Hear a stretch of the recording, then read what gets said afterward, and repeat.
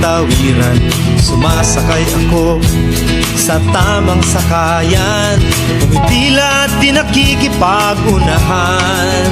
At di ako masiga-siga sa lansangan, bababa't nagsasakay ako sa tamang sakayan. Di nakahambalang parang walang pakialam, pinagbibigyan kong mga tumatawid sa kalsada. Humihinto ako pag ang ilaw ay pula, pagkat ako'y isang mabuting Pilipino. Minamahal ko ang bayan ko, tinutupad ko ang aking mga tungkulin, sinusunod ko ang kanyang mga lituntunin.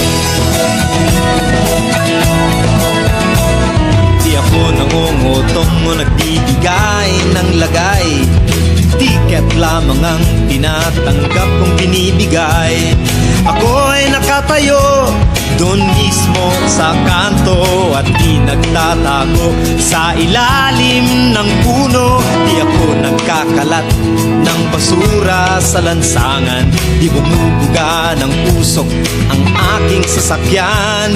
Inaayos kong mga kalat sa basurahan, inalagaan kong aking kabaligiran, pagkat ako'y isang mabuting Pilipino.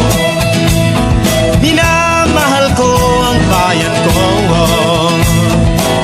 tinutupad ko ang aking mga tungkulin, sinusunod ko ang kanyang mga lituntunin. Lagi akong nakikinig sa aking mga magulang, kaya't pag-aaral ay aking pinagbubutihan. Di ako gumagamit ng bawal na gamot, o kaya'y tumatambay at sa eskwela'y di pumapasok. Pinagtatanggol ko ang mamamayang Pilipino, mga karapatan nila'y kinikilala ko.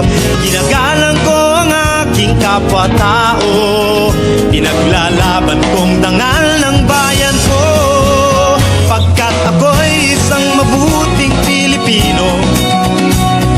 Minamahal ko ang bayan